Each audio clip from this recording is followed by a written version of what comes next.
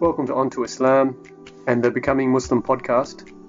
In this episode, Nawal shares some wisdom on battling doubts, learning Arabic, the hijab, and polygamy. This is for Muslims who may be struggling with or trying to understand these concepts. This will be helpful for all Muslims, but especially geared towards our revert community for whom these concepts may be new or misunderstood. Assalamu alaikum. On today's show, we will be speaking to Nawal Ali, a 29-year-old American public health specialist currently living and working in Montenegro. She has been a Muslim for 12 years. This is Nawal's second time on the podcast. Today, we will be talking about life after conversion and some of the wisdom Nawal has gained from her journey both away from and coming back to Islam. Nawal, welcome back to the show. Hello, assalamu alaikum. How are you? Alhamdulillah, how are you? Good. Good. So today we are focusing on the natural ebb and flow of faith that happens after conversion. I know personally that there is this high and joy from finding the truth of Islam and professing the Shahada, but then it gets a little complicated when you try to navigate your way through the practicalities and the different communities in Islam. And then if you're on top of that a non-native Arabic speaker, it gets even more complicated with all the new language and jargon that you have to learn. So having been both a born Muslim and a convert in a way, what is the biggest thing that had made you doubt Islam? Yeah, so I mentioned before that I had a very unique experience, which is that, my father, he's practicing in the sense that he prays and reads Quran and everything, but he didn't have a very deep connection to Islam internally, I would say. My experience with him was that, everything was by force. Everything was viewed in a very textbook context, but there was no real, connection or attachment to Allah and just Islam as a whole, at least when I was growing up with him. My mom, on the other hand, I mentioned on the last interview that she is basically an agnostic, but she, when I was growing up, was very, very anti-religious to the extent where it was like she was an atheist, and she just didn't like anything that, anything religious related. Their marriage didn't work out for very long, and they eventually got divorced. And then after that, it just became even more difficult for me because I was being pulled even more from both ends. So, obviously with my mother, there was the excuse of her not being really a Muslim and not being practicing and her not really believing in anything. But with my father, I think I expected more out of him. And I was, consistently feeling that disconnect from a deeper understanding. And also growing up in the community, because obviously, he was with people who were very like-minded, it really made me feel like, I don't want to be a part of this if it means that things like physical abuse are going to be justified, or where, for example, women are not being given choices, and there's just this very one direction type of thinking. I would say generally that's what really made me doubt Islam, and I think going to religious school when I was younger, and also just being in that community, I just felt like they keep talking about fiqh and what's important in fiqh and what's about all these different concepts, but I've never once heard, how we should be examples through our love for people or our love for our family, and how we should really display our religion as good character rather than just, praying 5 times a day and, just reading Quran. I mean, it just felt like, everything was being studied, but nothing was really being processed. And I think that was really what turned me away. So I wouldn't say that I really had, anything against Islam. I think I just kind of was like, okay, these are what Muslims are. I don't really want to be a part of that. But, later on, I realized that, there was something more spiritual connected to Islam, and I just hadn't found it. So basically, that would be why I had my biggest doubts about Islam. So for you, it was the people and the practice that you grew up in. It wasn't really Islam itself or anything that you found within the Quran. Yeah, I think it was more of that. And I think it also was the way that certain things related to Islam were being used for the advantage of that person.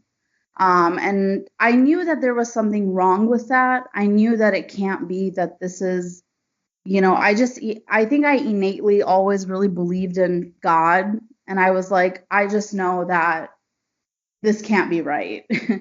And I had a friend who once told me that when she was going through her journey with Islam, that whenever people would ask her, what do you think about, this ayah about Islam and that ayah about Islam, that's in the Quran and things like that, she would always say, I don't really understand that ayah, and I can see why you find it so frustrating.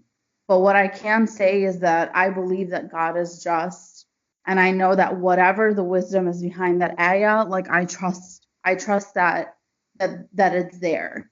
And I can, when she said that to me, I could really relate because I felt that way too. I was like, whatever this ayah or this, hadith is talking about, I'm sure that there's something behind it.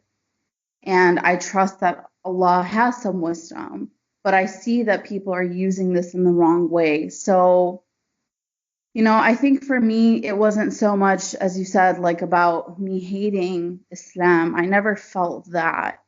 But I think I just felt like if this is what the practice is going to make me into, I would rather just be not religious at all and just be a person who is good and tries to be, righteous without any affiliation to a religion.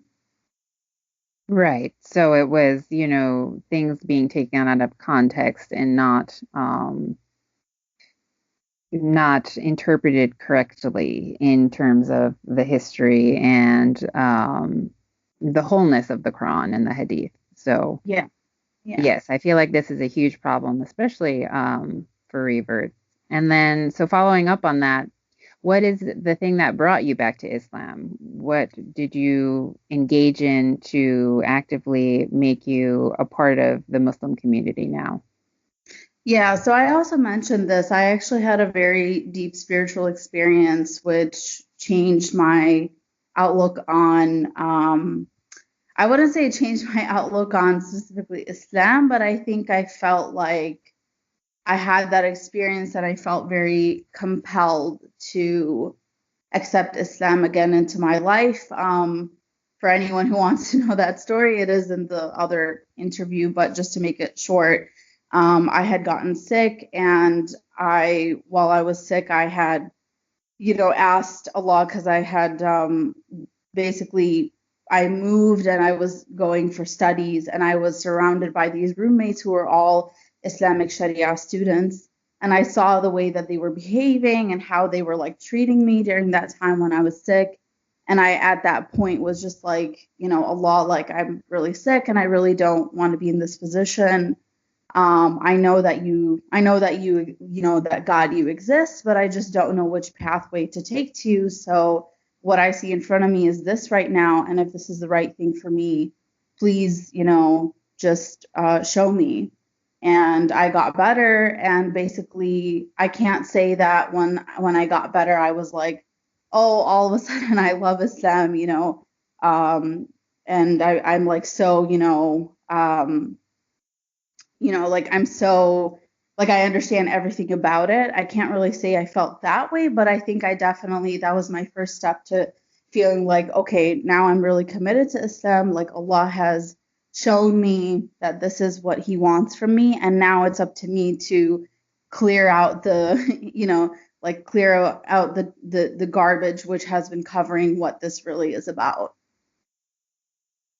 Oh, mashallah. So it was the people who sort of pushed you away, and then in a way, it was the people who brought you back. And of course, Allah is at the top of that pyramid of events. But so that's an important point for people who have just reverted, or for even born Muslims who are feeling kind of out of place in their communities, that Islam is such a diverse community, international community, that, you know, if you're feeling out of place one place, or there is an imam or a sheikh who seems a little bit off to you, you can always find a place where you feel like, yeah, this is Islam, this is where I belong, kind of thing. Yeah, and I think I should also mention, like, I've never really been the type of person who felt like Christianity is wrong or Judaism is wrong. Like, I never was so strongly opinionated about other religions. And I think that was also something that was going on inside of me when I started studying Christianity and I started studying Judaism. I was like, wow, there's a lot of things here also on the table. And, you know, with time, I mean, I can elaborate on this maybe at another point in time, but you know, I think I began to realize that, you know, I've mentioned this before, that every religion has its strong points. And I think it's really important to recognize that, and to recognize, you know, that Islam also has some correlation with those religions as well. And I think that was also something that I really, in the beginning, really struggled with, because I thought of Christianity and Judaism to be separate from Islam. And I was like, well, they have this, which is really nice, or they have that, which is really nice. And I couldn't really see those little elements in Islam, but I found that it was just, a lot of it had to do with what I was seeing was wrong. Not about those religions, but about like Islam not having those things. Right. Mm-hmm. So yeah, pretty much I would say that was another aspect of it as well. Okay, excellent. And so, did you feel like in the beginning, being a non-native Arabic speaker made you doubt yourself in terms of understanding the Quran or Hadith? I can't really say I felt that way. I really believe in religion being something so universal. And I can say for a fact, I will say one thing, which is that I definitely did feel like in the beginning, if Islam is supposed to be so universal, why is it only that the Quran only came in Arabic and it didn't come in English, or it didn't come in, you know, or other languages and things like that. And I think that was something that really did bother me for a while, that there was this unfair advantage to, you know, Arabic speakers being able to understand those things better than non-Arabic speakers. So I learned Arabic over 8 years. I basically had been married to an Arab for many years, but now we're divorced. And I studied Arabic for many, many years. And what I can tell you is, number one, a lot of Arabic speakers, even if they speak Arabic, they don't have the knowledge to be able to understand the Quran, even as Arabic speakers. So that's the first thing to mention.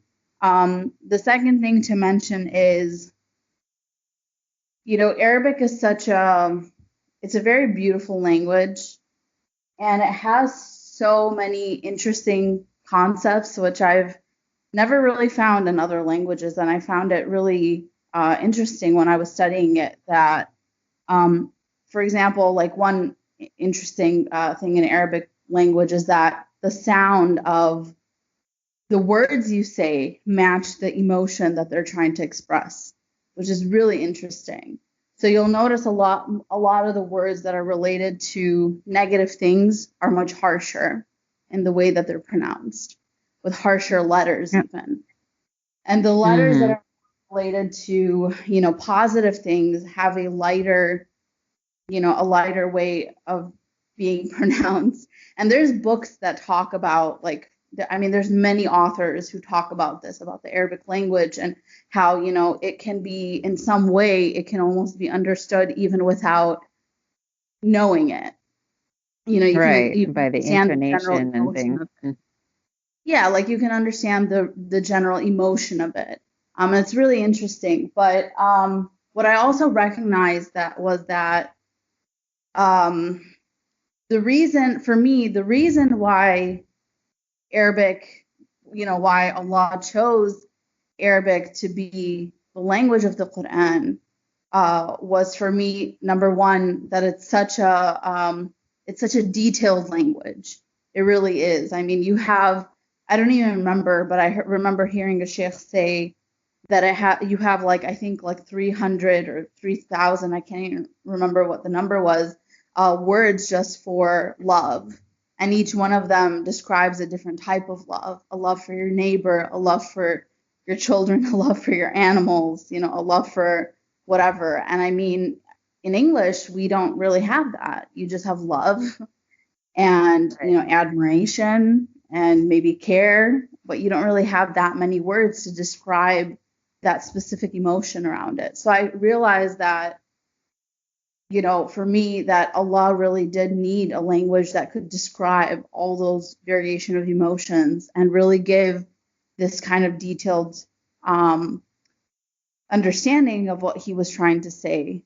But the other reason was, when you look at the Quran, it consistently talks about how the Arabs, they were just so corrupt and they were just so misguided. And so, they were like completely just off the grid, like, on their beliefs and in their societal problems and everything.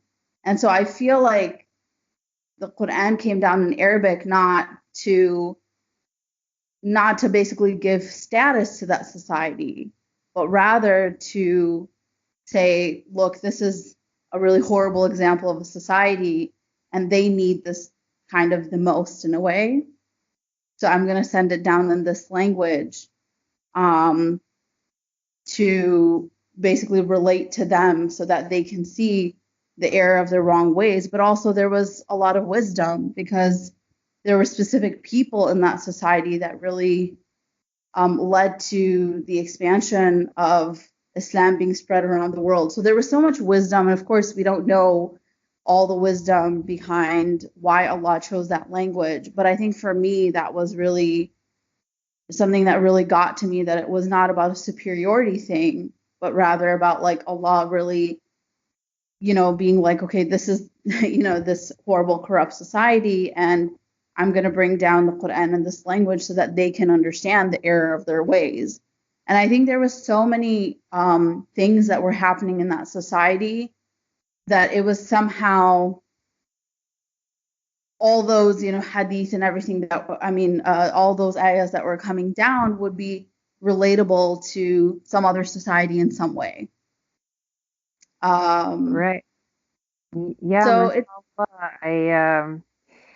I haven't heard that before, and it's actually really fitting, because I had just read an article how Arabic has 12.3 million words available to the language, and in comparison, for our English speakers, we only have 600,000 words. So if you think about it in those terms, not superiority, but just the practicality of putting God's words into human language, then Arabic is the natural fit. So that's a really great point for those of us who didn't grow up speaking Arabic and maybe had an issue with the Quran being in Arabic and in the universality of of Islam. Yeah. And I will also mention, I know people say Arabic's a really difficult language, and it is on some end, but it's also very systematic. It's very phonetic, which makes it very easy. Because, in English, we're not a phonetic language. So you have to learn how to spell things. You have to learn how to pronounce things. And Arabic doesn't have that issue. And as well, it's grammatically much simpler than many other languages. So currently I speak 5 languages, and I can tell you that out of all 5 languages, I definitely found Arabic to be the easiest. Well, there you go. And you would know out of 5 languages. So it's not a huge mountain to climb, or as huge as some people may think it is.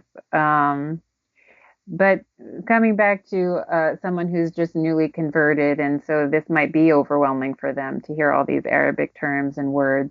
What kind of advice would you give to somebody who is maybe wanting to learn it, or where should they start, I suppose? So I think it's important to highlight, because your original question was if as a non-native Arabic speaker, it made me doubt myself in the understanding of the Quran. And what I will say is that I think the Quran is, universal enough that anyone could understand it. So I know people say, oh, but the English translation is not so good, or for example, I know the ayah of women being beaten, that's the one that always comes up, where people say, no, but in Arabic it doesn't mean that. And I do think that, first off, it's a worthy investment to learn some Arabic. I do think it's a worthy investment because it will help you to create a better connection to the Quran. If you decide not to learn Arabic, then I think it's important that when you come across those ayahs or those things that really don't make sense to you, that you definitely talk to someone who's more of a linguist, or a sheikh, or someone who can really help you to understand that ayah. And I mentioned this before, that it's really important to find the right people, because a lot of people will explain those ayahs to benefit themselves, and that was something that I went through as a child, where I consistently heard this ayah means this, but it was more for the benefit of their cultural preferences. It wasn't based on just what they were seeing in front of them. And that's normal. I mean, I think you definitely will. Everyone has this cultural background that really shapes their view and their perspective on things. But it's also important to have someone who's a little bit more on an unbiased end and is really just giving you a more textbook understanding of what you're really reading. So my advice would be, do find someone who really can help you with that. But also, we have the internet now, and that really helps us so much for in our time, that we can just look up anything and research anything. And I think, I think it's so interesting that people that actually, in the Quran, actually it talks about people who were given signs, and yet they kept asking for more signs. And that really shows that as humans, we consistently need, some kind of assurance of what we believe in. And that's normal. I mean, that's who we are as humans, but I think it's also important to have kind of blind faith. And Allah, I mean, in the hadith, it does talk about, the people who will come after the Prophet are going to be some of the most, strongest people in faith, because they believe without seeing the Prophet, and they believe without, seeing miracles, and they believe without all of this. And I think that that's, something that we do need to also have in our life. So when I would come across ayahs or things in hadith that I really felt frustrated by before I learned how to speak Arabic, I always kept in mind that there must be some wisdom behind this. And if I don't understand it now, I'll understand it later. And I talked a lot about this in the last interview, that you have to be very persistent you have to also seek out knowledge. But then there also comes these moments where you can just search and search and search and like, and keep hearing like all these answers, but nothing really connects with you until one day, when you've kind of forgotten the topic, you've let it go. And I say that's really important, that you have to really just let it go sometimes and not make it the aim of, if I don't understand this, I'm just not going to be Muslim, because I have seen that happen. And just let it go, because sometimes when you let it go, then you have this moment where something happens or something kind of just clicks, and and then it just makes sense. And I think that's a part of having blind faith. And I don't say blind faith as in, just being a person who's like, yeah, like I don't care, but more just someone who's like, I understand that there's wisdom behind this and it'll come to me. So that's what I would say. It's really up to you if you want to learn Arabic or if you don't. And as I said, I think it's a worthy investment. But also, I can understand people being like, it's too hard, or, I mentioned before about this, people being like, but if Islam is supposed to be so universal, then why should I have to learn this language? Why can't it be, related to me in English? And I completely understand that as well. But also I do want to remind everyone as well that with Islam, or with any religion, actually, just not just Islam, but with any kind of biblical, not biblical, any kind of textbook, even when you read literature in English, you have to understand the time and the language. You have to, when we read Shakespeare, we have to study how Shakespeare talked to be able to understand his writings. And I think that's going to be a struggle with whatever religion you're a part of, that you have to understand the context of why that was revealed the way it was, why these words were used, why things were, why that language, as I said, for even Arabic speakers, they have to really look into what those words really meant for that time versus our time, as the Arabic language has evolved as well. So you have to remember all those. So you have to take it within a historical, cultural context always. Yeah. Yes, very good point. So kind of piggybacking off of that idea of having blind faith, in the Quran, in chapter 2, verse 216, we're told, but perhaps you hate a thing and it is good for you, and perhaps you love a thing and it is bad for you, and Allah knows while you know not. In your story, you had talked about doubting what Allah had put in your path, or kind of being angry with Allah because of certain events that had happened in your life. And so with this verse in mind, and everything that you have learned now about Islam, and kind of what you were talking about, the blind faith aspect, do you feel like your life could have gone differently than it had for you to be the person you are, or? So I think that's a really hard question to answer, only because, I had a very horrible childhood. I went through a lot of emotional abuse, physical abuse, and sexual abuse. And it was really, really awful. And it took me many years to really accept what had happened in my past. And what I can say is I really struggled with the concept of justice for many, many years. And I still have those moments until now. I won't say that I'm over it. But what I will say is that I think with anything that happens in your life, anything that, any kind of tragedy that befalls you, you do have to put a positive spin on it. I know it's really hard. Of course, it's really, really difficult. There was no reason for me to have gone through the sexual abuse that I did. But I think when you really are able to put it in a context of, this bad is not from Allah, it's from people. And there was a reason why this happened. It doesn't mean that I deserved abuse. That I'm not saying to say that to yourself. But there was a reason that this happened, and that this was my fate. But I have to somehow find how I could turn this negative anger and frustration into something positive. I would say that that's, something that I have come to learn.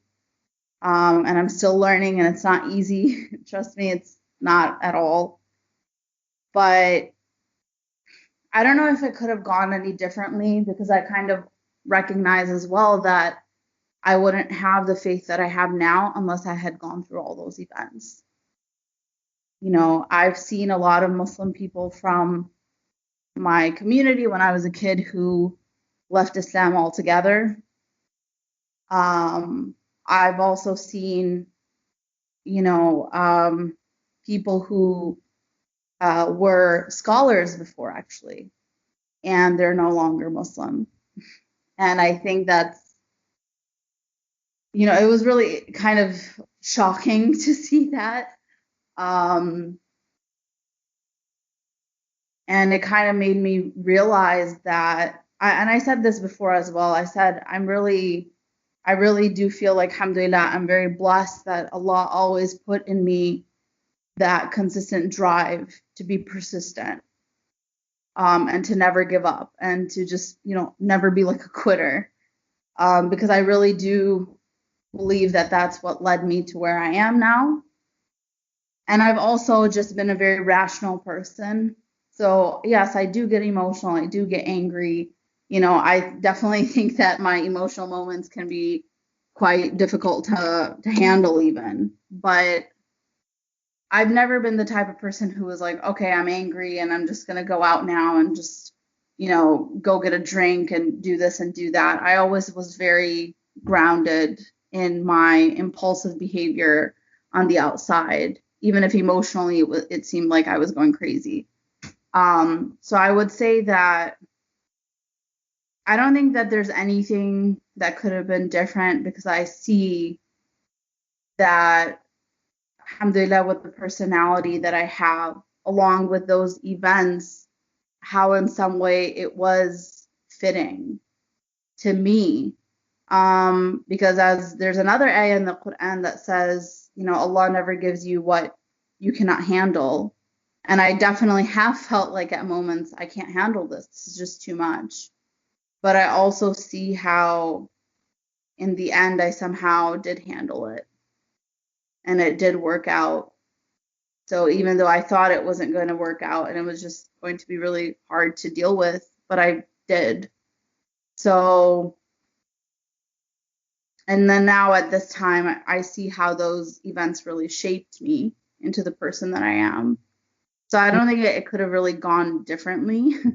I definitely don't hope for any of those things to happen to anyone else. Or, of course, if I could turn back the time, maybe I would be like, and if I had a choice, I would have probably said, I don't want to go through this.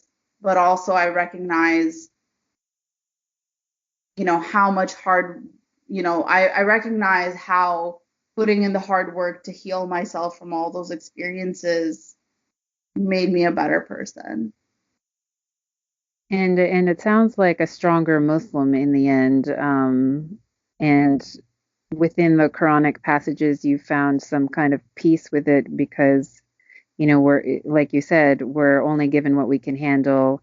And some of the most beloved prophets were given things that, even in lieu of our own struggles, are huge. So that's something for all Muslims to keep in mind, really, that when you're having a test, that's exactly what it is, and you can come out on the other end stronger.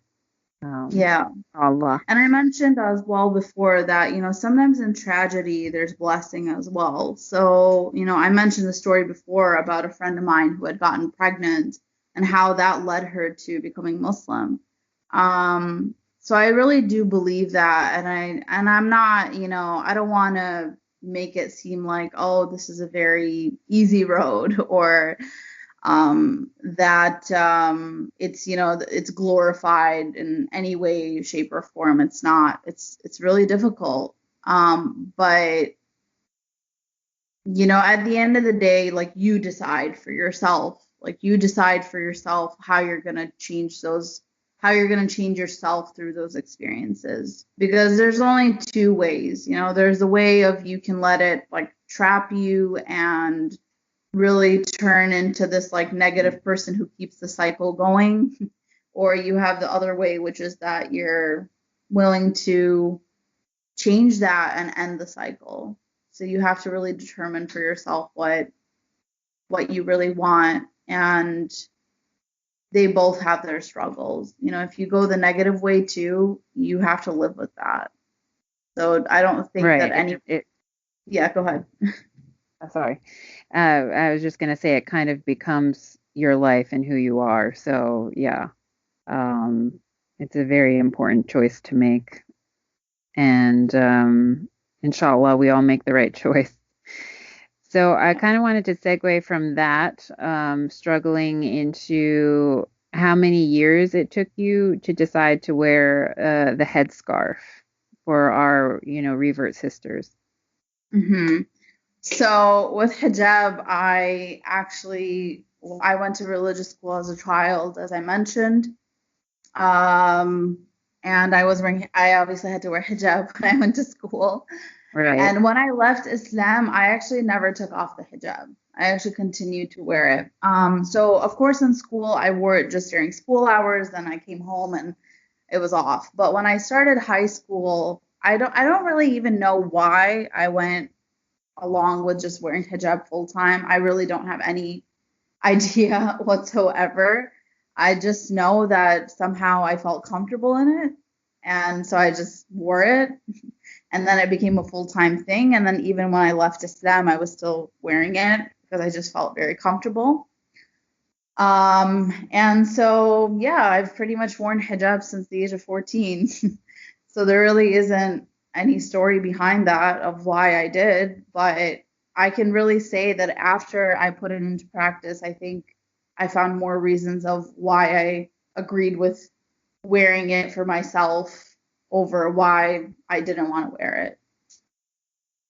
Mashallah. I mean, that's so interesting to me because there are women, in even Western societies now who do something like wear hijab, quote unquote, for women's empowerment. So, but as you have grown in your understanding of Islam, how would you define hijab first? And then second, would you say it's applicable to both men and women?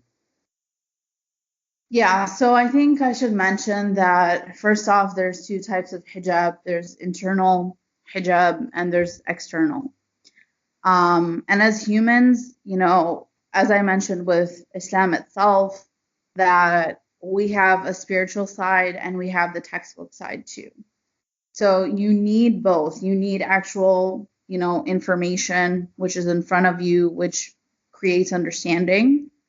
And you also need something more soul related.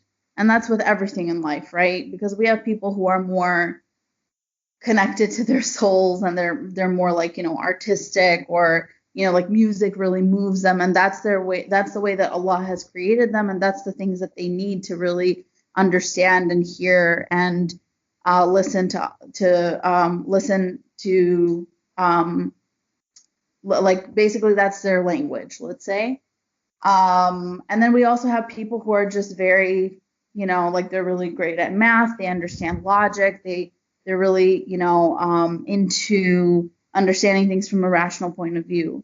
But as human beings, we need both. And I think with hijab, it's the same. You have two elements of hijab, and they both pertain to men and women. So let's be very frank here, which is that, men are much more visual. Statistically, when you look at, scientific textbooks, men are much more visually stimulated. They also have, they're more physical, right? So there's more of a physical element to men than with women. And I think when after I started wearing hijab, I found it really interesting that men treated me completely different than how they treated other women. And it really made a huge difference when I wore hijab and I went out and I talked to someone versus if I didn't wear hijab. I can't say, I will say that, okay, when I lived in certain countries where, there's more of a Muslim majority, that I didn't have moments where I was maybe disrespected or was even then kind of viewed sexually.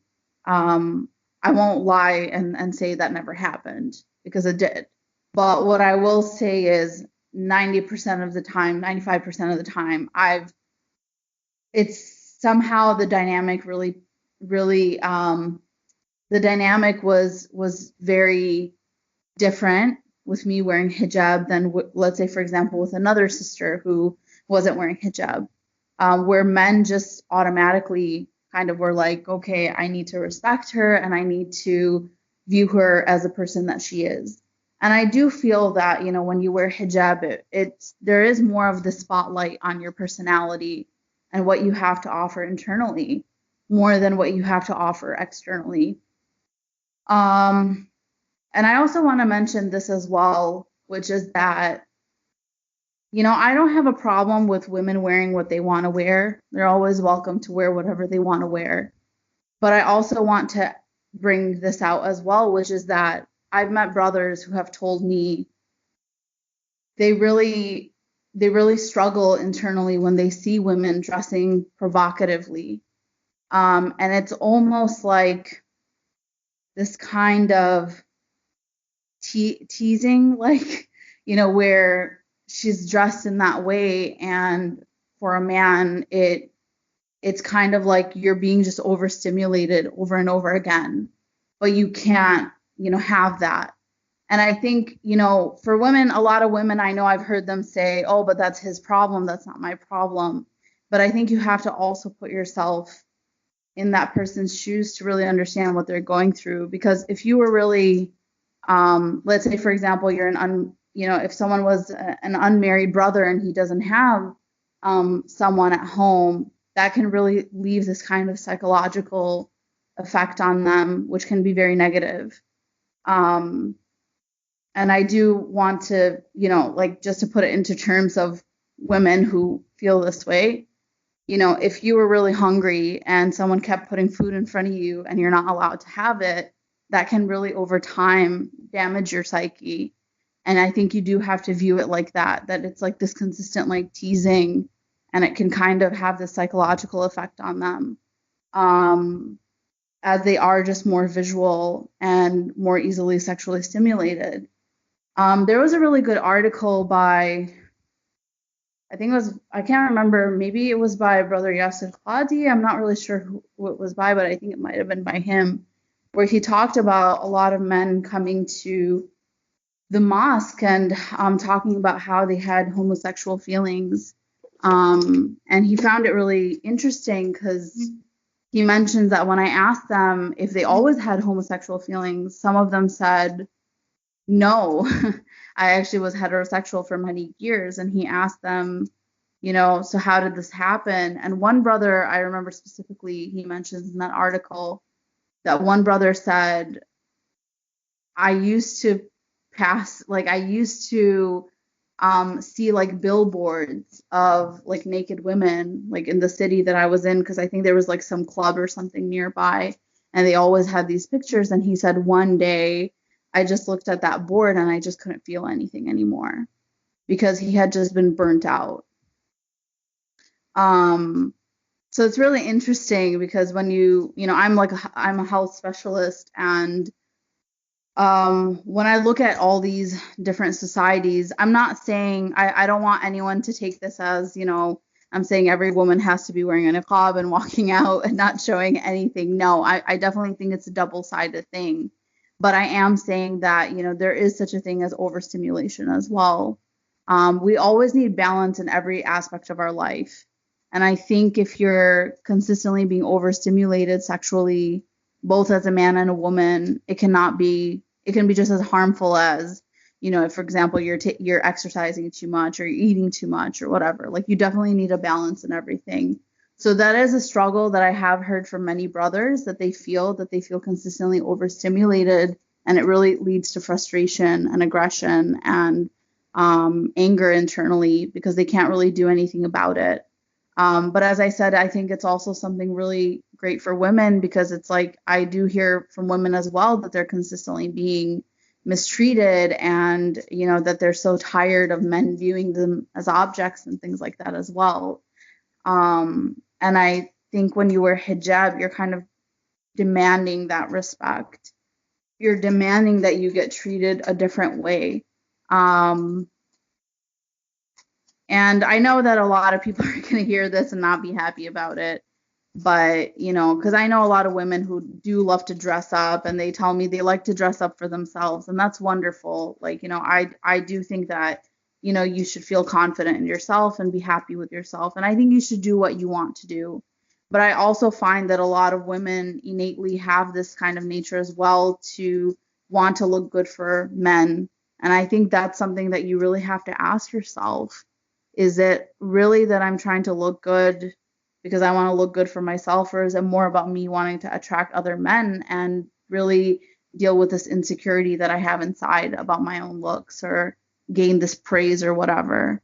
And that's a whole nother topic. I mean, I can delve into, at some other point, but I do find that that's, naturally as women, we want to be praised. We want to be told that we look beautiful. That's just the way we are. And Allah created us very beautiful. Like, that's a reality, But I think you have to really understand with everything, not just even with hijab, but with everything, why are you doing it? If you're not wearing hijab, why are you doing it? Because if you're really not wearing hijab because you feel like it's going to conflict with your work, or it's going to lead to more problems or lack of faith, or if it's going to frustrate you, then I think you shouldn't wear it. But if you're recognizing in yourself that, yeah, like, a lot of me dressing really nicely outside is to attract other men and gain this praise or whatever, then I think you really need to question where those feelings are coming from. So that's what I will say. And as far as men having hijab, I also believe that to be true as well. So I don't want any brothers to be like, yeah, she's asking everyone to wear a hijab and, cover up. Like, no, it's also up to men to have hijab as well. Like, to have some sort of hijab as well, that you need to also, it's not a rule. As I've mentioned, I've lived in the Middle East, and I've seen a lot of men disrespect me, even with hijab on. And actually, I felt like I got more respect in America than I did in the Middle East as a hijabi woman. But, men as well have to recognize that there has to be some kind of internal change as well, where they need to stop viewing women so, where they need to stop viewing women as objects, and where they should stop, blaming women for all their, sexual frustrations or problems. As I said, everything is a balance. Islam is a balance. So it's unfair to say that women have to carry the burden of, all of that. And it's also unfair to say that men should as well. I think it has to be a collaboration where women are, dressing appropriately and really, and it's also about character, because you can be a hijabi but be out there, being provocative with your gestures, your talk, and everything else.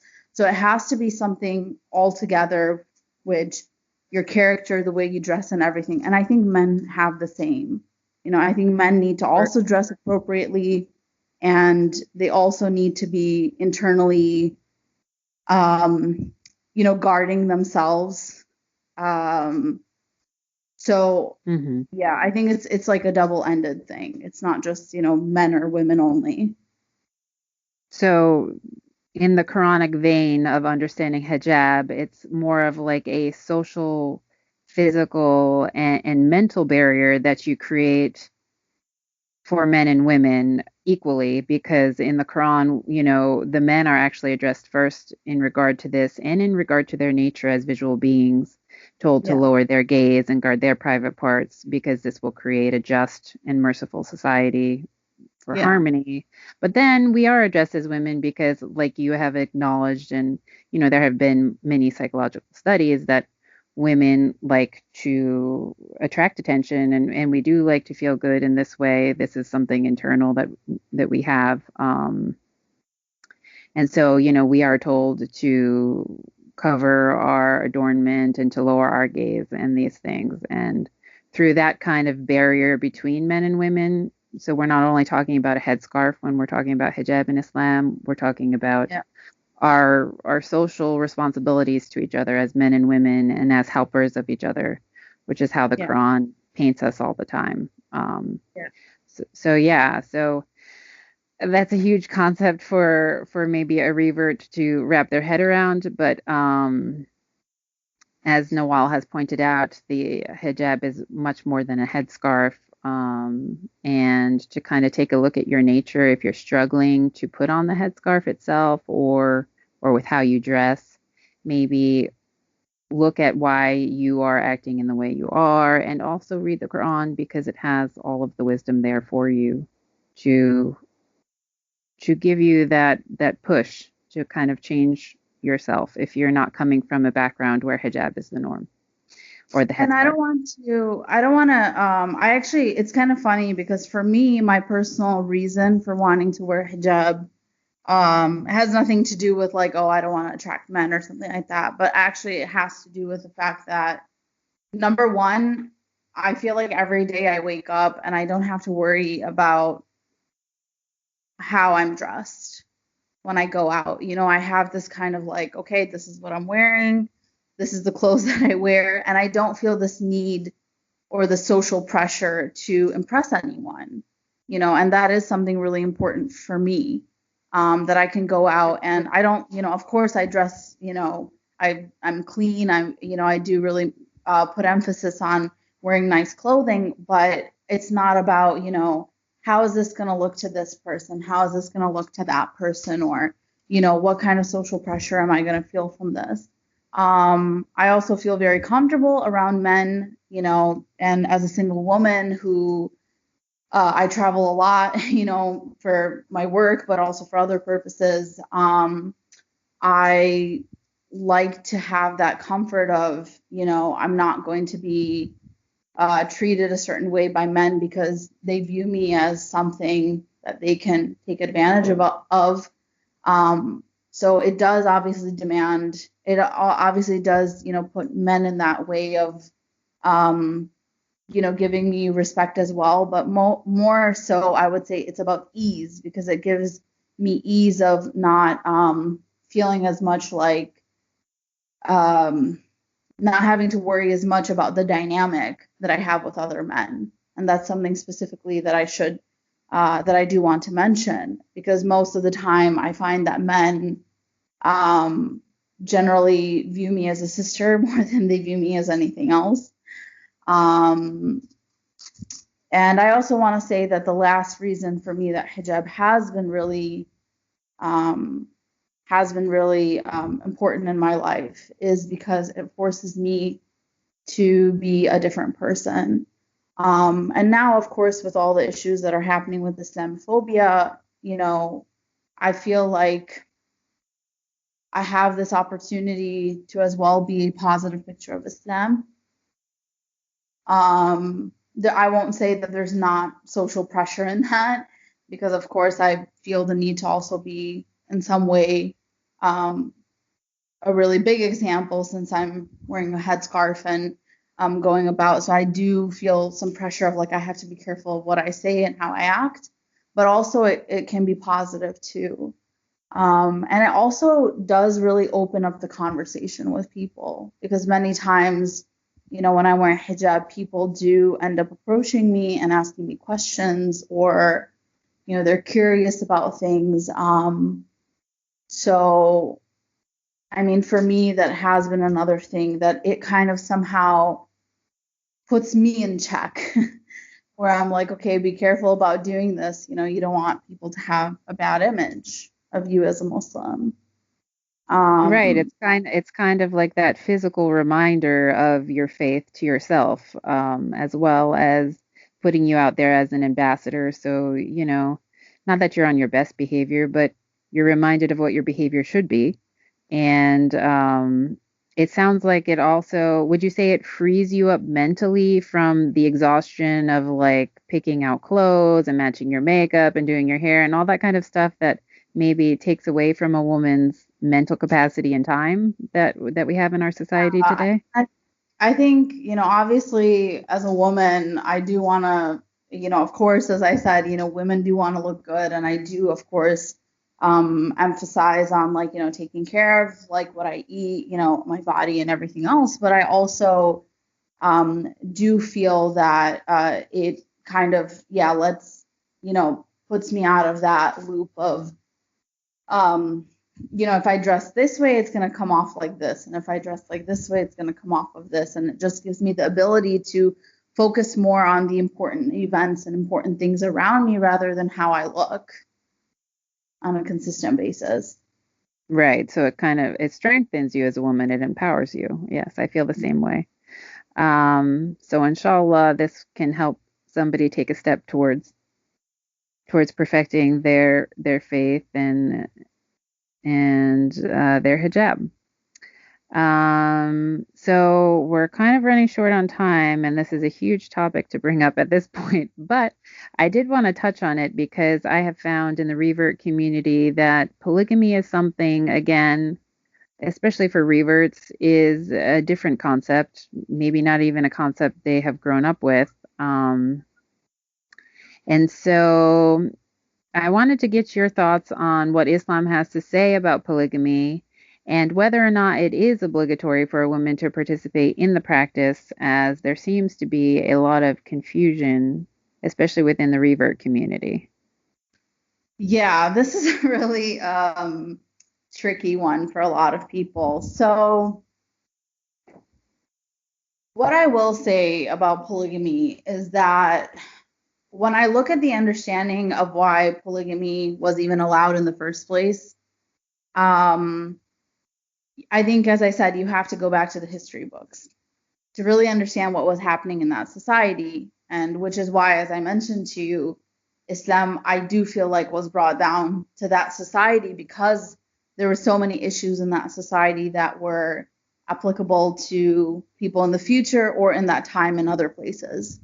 So it was kind of this like ideal, society that was really, kind of going through a variety of problems that Allah could, really address and bring Islam down to.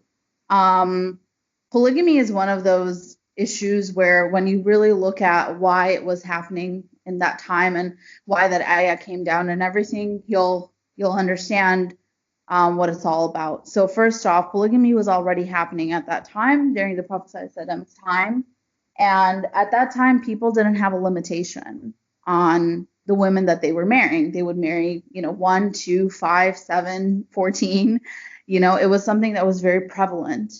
And when you really look at that and then you relate it to the ayah where it says you're allowed to have 4, you understand that it was more of a restriction on, hey, don't get too crazy with this, and there has to be this like end point here. But also, in Islam, everything had to come very gently. You have to understand that everything had to come very gently, because if someone came to you tomorrow and said to you, hey, this is the way you have to eat, this is the way you have to dress, like that's it, you can't speak English anymore, you would be like, no, I'm not going to do that. And I think that, that ayah came down in that way of, okay, you can continue to do this, but you can only have 4 because it didn't want to alienate them from the culture that they had. It had to be the slow change over a period of time.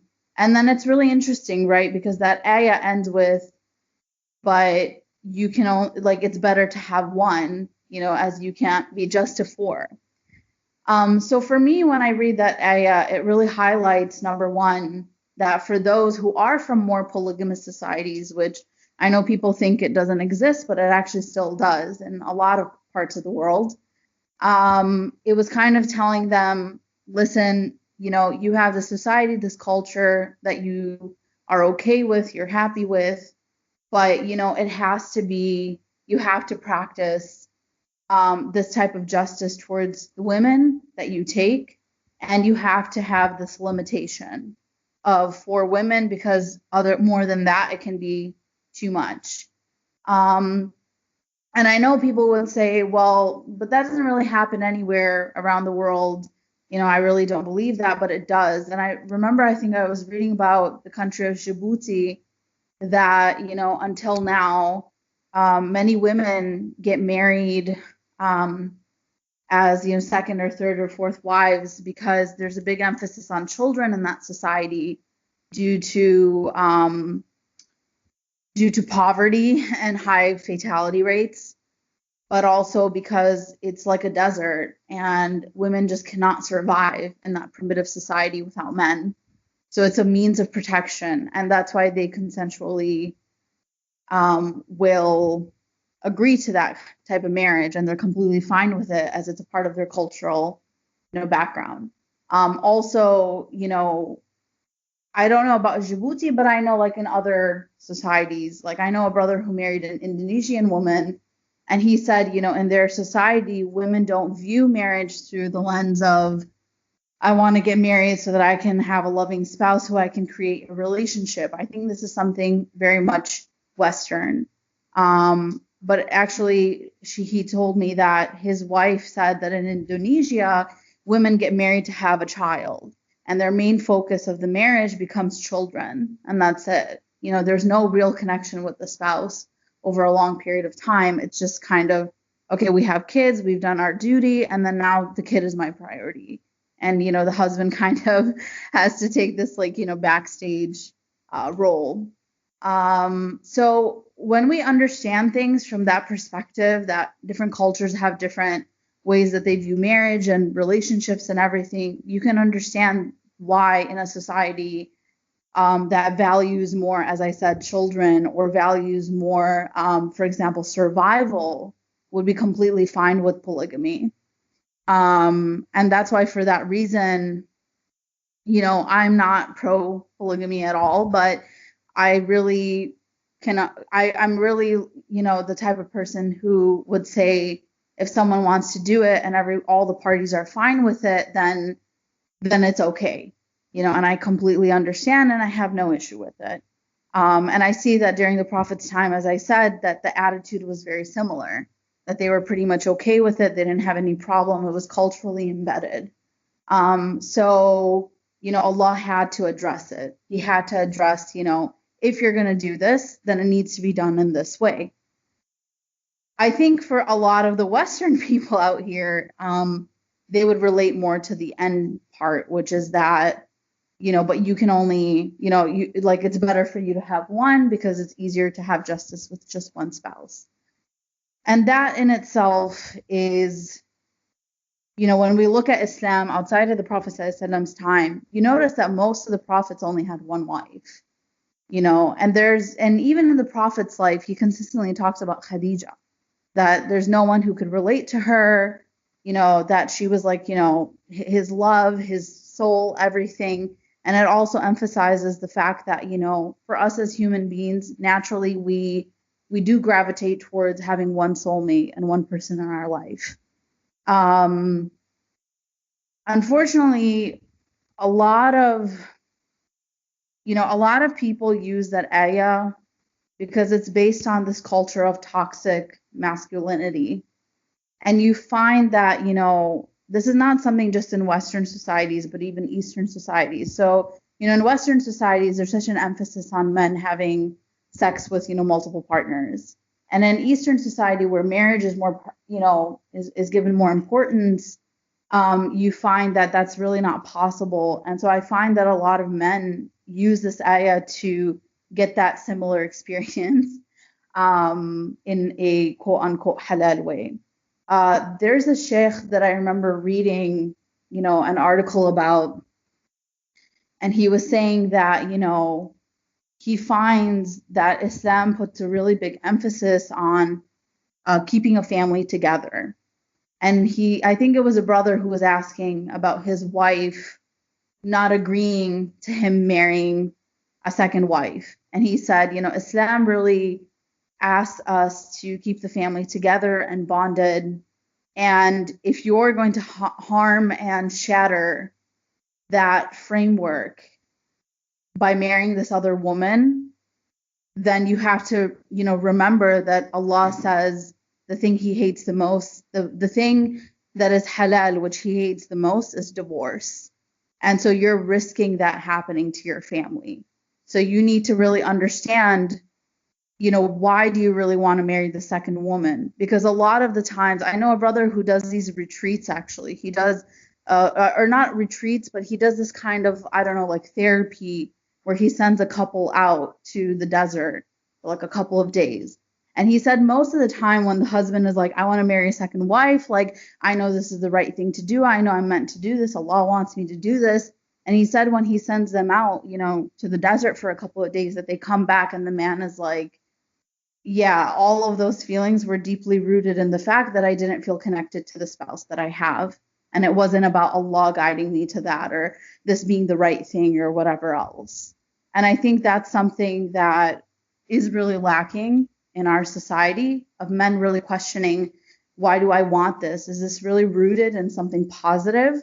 Is it rooted in, the fact that I really want to, that I feel like Allah is guiding me towards this, or, that I'm really meant to do this? Or is this really embedded in some kind of, lack of connection that I feel towards my spouse, or like this toxic masculinity of me wanting multiple partners to prove my macho-ness?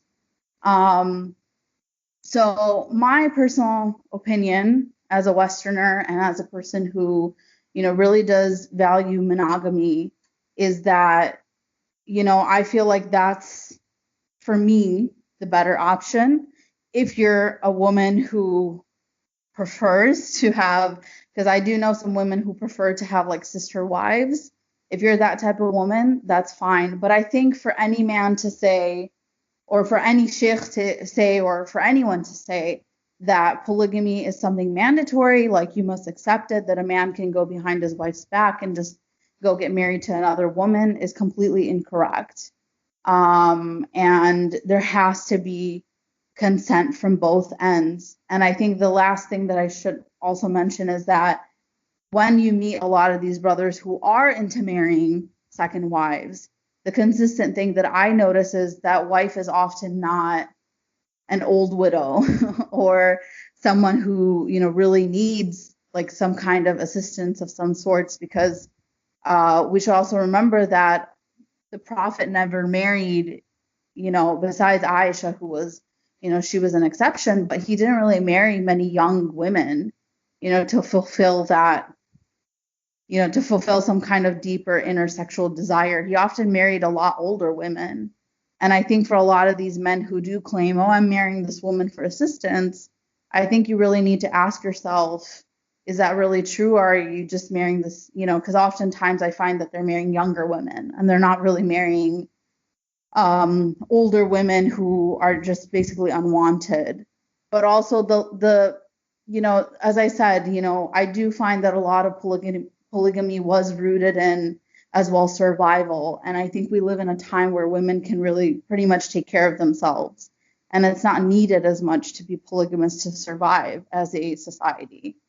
So, Right. As I said, if you want to be polygamous and you're completely happy with it and it's something you really want, like, that's fine. I really have no problem with that. But as a man, if you want to have polygamy be part of your life, remember that as many good things and, these short-term, temptations that you're going to satisfy are there, but there's also going to be bigger responsibilities as well. So, if you're going to have two wives, remember that financially they're on you.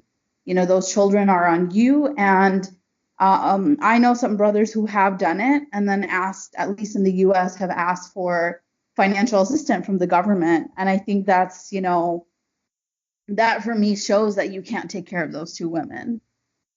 If you're asking Right. for tax money, then you need to really look at, your priorities again.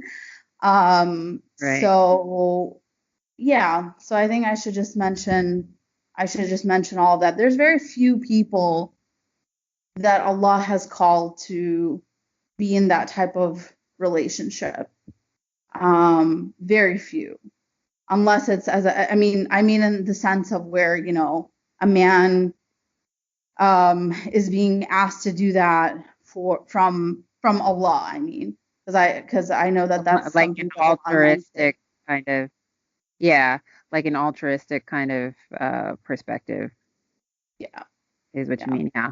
And that's a very comprehensive answer. And I think it goes well with anything that our listeners will find in the Quran, because again, like you mentioned, the Prophet Muhammad, peace be upon him, was actually with Khadija and solely with Khadija until her death. And this kind of goes with the ayah that says we were created in pairs. And also, as you mentioned, the verse in the Quran is not like a blank check kind of a verse. It's actually a verse that came to limit a practice in which the Quran was revealed. So it's like all things in the Quran, it is geared towards social justice and mercy. So when it is taken in the right context, and as you have extensively discussed, when it is done correctly, then you may have a case for it. But Yeah. um, Yeah, like majority, during war, it makes sense, like it right? makes sense because that's another reason why it was mentioned. And I know I hear this all the time that there's more men than women, and that should be, Yeah. I mean, there's more women than men, and that's a case for why there should be polygamy. But as I mentioned, we live in a time where women can pretty much depend on themselves. They don't require as much, male guardianship as we used to. And I think, it's also important to recognize that. And marriage is not always something that everyone needs. So I really highly doubt that we're at a point right now where every man needs to have two women to balance out the world. Or could handle two women, for that matter, in the world that we live in. Um, yeah. So, long story short, for our revert sisters, it's not obligatory on you to practice. It is a personal choice and a personal understanding and engagement with the Quran. Okay, and so trying to wrap this up because we are getting past our hour here, and I could talk to you all day. You're very interesting, by the way, and you have a lot of wisdom, I think, for the listeners out there.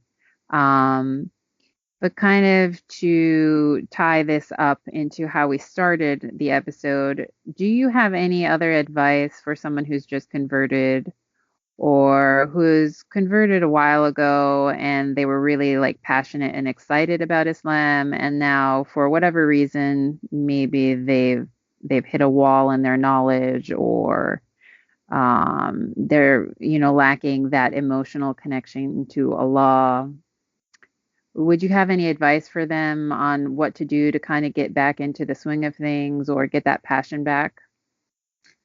I mean, I think I mentioned this before, and I mean, I can just say it again now. It's pretty much the same things, like always, always seek knowledge, be very persistent, also have faith in Allah. Like dua goes a really long way when you're asking Allah, even if it's something, I've mentioned that even if it's something that's really frustrating you and you can't find an answer to it, you have to really address that to Allah. Like, please help me understand this.